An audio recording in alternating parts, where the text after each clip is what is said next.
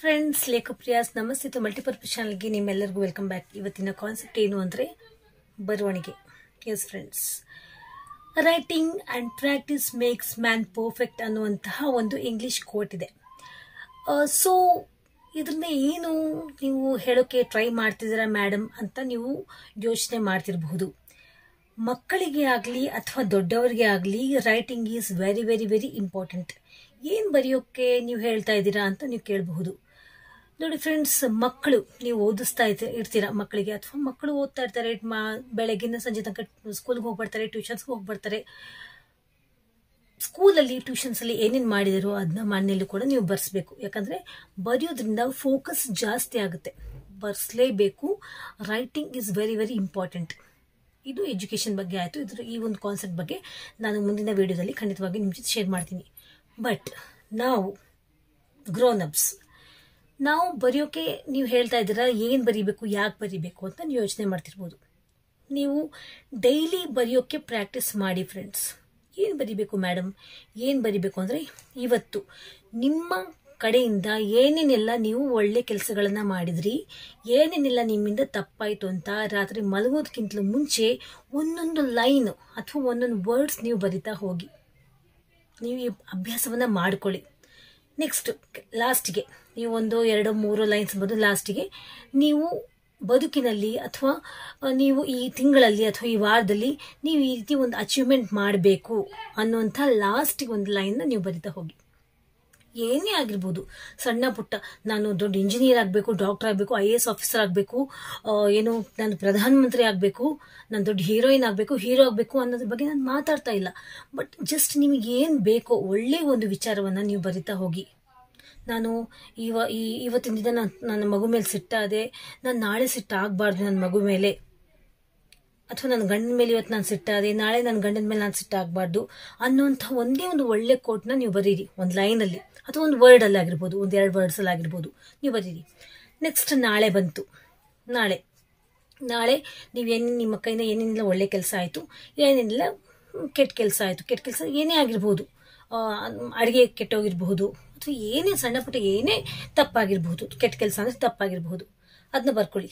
ಲಾಸ್ಟಿಗೆ ನಾನು ಈ ರೀತಿ ನನ್ನ ಒಂದು ಮನಸ್ಸಲ್ಲಿ ಈ ರೀತಿ ಒಳ್ಳೇದಾಗಬೇಕು ಅಂತ ಇದೆ, ನಾನು ಒಳ್ಳೇದಾಗಬೇಕು ಅಂತ ಇದೆ ಅಂತ ನೀವು ಬರ್ಕೊಳ್ಳಿ. ಒಳ್ಳೆಯವನು ಅಥವಾ ಒಳ್ಳೆಯವಳಾಗಬೇಕು ಅಂತ ಇದೆ ಅಂತ ಬರ್ಕೊಳ್ಳಿ. ನೆಕ್ಸ್ಟ್ ಡೇ ಬಂತು, ಮತ್ತು same procedure. 4th day same procedure. ನಿಮ್ಮಿಂದ ಆಗಿರುವಂಥ ಒಳ್ಳೆ ಕೆಲಸ, ಕೆಟ್ಟ ಕೆಲಸ, ಅದು ತಪ್ಪಾಗಿರುವಂಥ ಕೆಲಸ. ನೆಕ್ಸ್ಟ್ ನಿಮ್ಗೇನು ಮನಸ್ಸಲ್ಲಿ ಬಂದು ಇರ್ತದೋ.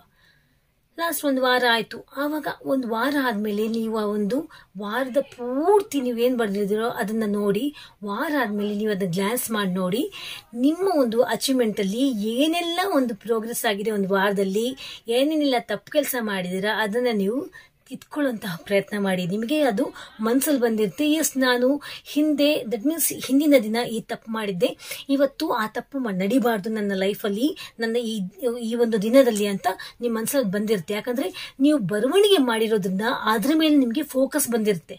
ನಿಮ್ಮ ಮನಸ್ಸಿನಲ್ಲಿ ನೀವೇನೇ ಅಂದ್ಕೊಂಡಿರಬಹುದು ಫ್ರೆಂಡ್ಸ್, ಬಟ್ ನೀವು ಬರವಣಿಗೆ ಮಾಡಿಕೊಂಡಿರುವಂತಹ ಆ ಒಂದು ಅಭ್ಯಾಸದ ಮೂಲಕ, ಆ ಬರೆದಿರುವಂತಹ ಕಾರಣ, ಆ ಒಂದು ಬರವಣಿಗೆ ನಿಮ್ಮ ಮನಸ್ಸಲ್ಲಿ ಫೋಕಸ್ ಆಗಿರುತ್ತೆ, ನಿಮ್ಮ ಕಣ್ಣುಗಳಲ್ಲಿ ಫೋಕಸ್ ಆಗಿರುತ್ತೆ.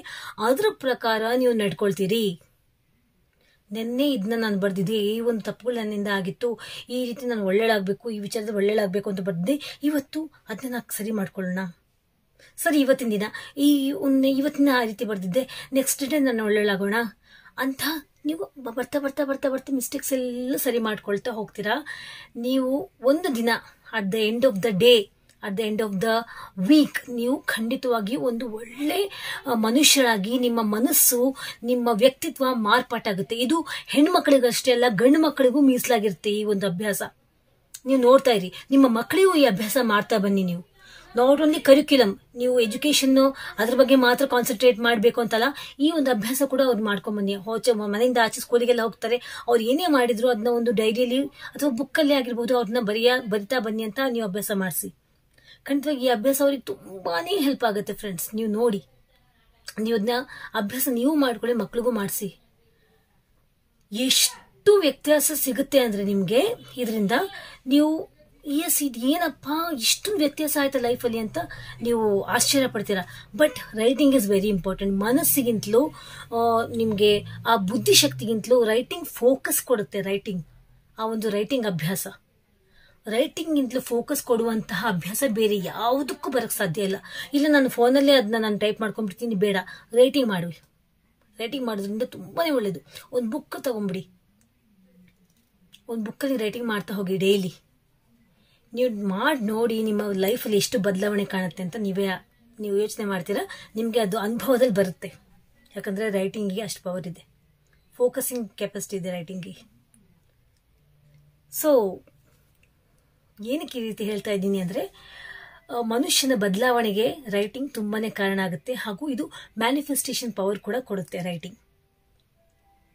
ನಮಗೆ ಗೊತ್ತಿಲ್ಲದೇನೋ ನಮ್ಮನ್ನು ನಾವು ಬದಲಾಯಿಸ್ಕೊಳ್ತಾ ಹೋಗ್ತೀವಿ.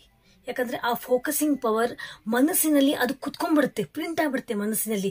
ಎಸ್, ನೆನ್ನೆ ನಾನು ಈ ರೀತಿ ಮಾಡಿದೆ ಅಲ್ವಾ, ಇವತ್ತು ಮಾಡಬಾರ್ದಲ್ವಾ ಅಂತ ಆ ರೈಟಿಂಗ್ ಕಣ್ಣುಗಳ ಮೂಲಕ ನಾವು ಪ್ರಿಂಟ್ ಮಾಡ್ಕೊಂಡ್ಬಿಡ್ತೀವಿ ಮನಸ್ಸಿನಲ್ಲಿ, ಆ ಬರವಣಿಗೆ ಮಾಡ್ತಾ. ಸೊ ಆ ತಪ್ಪುಗಳನ್ನ ಸರಿ ಮಾಡ್ತಾ ಹೋಗ್ತಾ ನಮ್ಮ ಪರ್ಸನಾಲಿಟಿ ಡೆವಲಪ್ಮೆಂಟ್ ಕೂಡ ಆಗುತ್ತೆ. ನಮ್ಮ ವ್ಯಕ್ತಿತ್ವದ ಒಂದು ಬೆಳವಣಿಗೆ ಕೂಡ ಆಗ್ತಾ ಹೋಗುತ್ತೆ. ನೋಡಿ, ಬೇಕಾದ್ರೆ ನೀವು ಅದನ್ನ ಟ್ರೈ ಮಾಡಿ ನೋಡಿ. ಇದು ಸೈಂಟಿಫಿಕಲಿ ಪ್ರೂವ್ ಆಗಿದೆ ಫ್ರೆಂಡ್ಸ್, ಶಾಸ್ತ್ರದಲ್ಲೂ ಕೂಡ ಪ್ರೂವ್ ಆಗಿದೆ. ಬರವಣಿಗೆ, ನಮ್ಮ ವೇದ ಉಪನಿಷತ್ ಕೂಡ ಇದನ್ನ ಪ್ರೂವ್ ಮಾಡಿದ್ದಾರೆ. ನೀವು ಟ್ರೈ ಮಾಡಿ ನೋಡಿ. ಸೈಕಾಲಜಿಸ್ಟ್ ಕೂಡ ಇದನ್ನ ಪ್ರೂವ್ ಮಾಡಿದ್ದಾರೆ. ಸೊ ಇದಾಗಿತ್ತು ಇವತ್ತಿನ ಕಾನ್ಸೆಪ್ಟ್, ರೈಟಿಂಗ್ ಮನುಷ್ಯನ ಪರ್ಸನಾಲಿಟಿ ಡೆವಲಪ್ಮೆಂಟ್ ಯಾವ ರೀತಿ ಮಾಡುತ್ತೆ ಅನ್ನೋ ಕಾನ್ಸೆಪ್ಟ್ ಜೊತೆಲಿ ನಿಮ್ಮ ಜೊತೆ ನಾನು ಇವತ್ತು ಶೇರ್ ಮಾಡ್ಕೊಂಡೆ. ಹೋಪ್ ಇವತ್ತಿನ ಈ ಪ್ರಿಯ ಕಲಿಕೆ ಕಾನ್ಸೆಪ್ಟ್ ನಿಮ್ಗೆ ಇಷ್ಟ ಆಯಿತು ಅಂತ ಅನ್ಕೊಂಡಿದ್ದೀನಿ. ಇಷ್ಟ ಆಗಿದ್ರೆ ನನಗೆ ನೀವು ಲೈಕ್ ಕೊಡಿ, ಹಾಗೂ ಇಷ್ಟ ಆಯಿತು ಅಕ್ಕ ಅಂತ ನನಗೆ concept that means comment section ಬಂದು ಶೇರ್ ಮಾಡಿ. ನನ್ನ ಈ ಮಾತುಗಳಲ್ಲಿ ಏನಾದರೂ ತಪ್ಪಿಕೊಂಡ್ರೆ ಪ್ಲೀಸ್ ನನ್ನಿಂದ ಕ್ಷಮಿಸಿ ಅಂತ ಹೇಳ್ತಾ ಇದ್ದೀನಿ. ನನ್ನ ಚಾನಲ್ ಸಬ್ಸ್ಕ್ರೈಬ್ ಮಾಡಿ, ಲೈಕ್ ಮಾಡಿ, ಶೇರ್ ಮಾಡಿ ಅಂತ ಹೇಳ್ತಾ, you all take care, love you all. ನಿಮ್ಮ ಪೇರೆಂಟ್ಸ್ನ, ನಿಮ್ಮನ್ನ ನೀವು, ನಿಮ್ಮ ಫ್ಯಾಮಿಲಿನ ನೀವು ತುಂಬ ಚೆನ್ನಾಗಿ ನೋಡ್ಕೊಳ್ಳಿ ಅಂತ ಹೇಳ್ತಾ, you all take care, love you all, bye.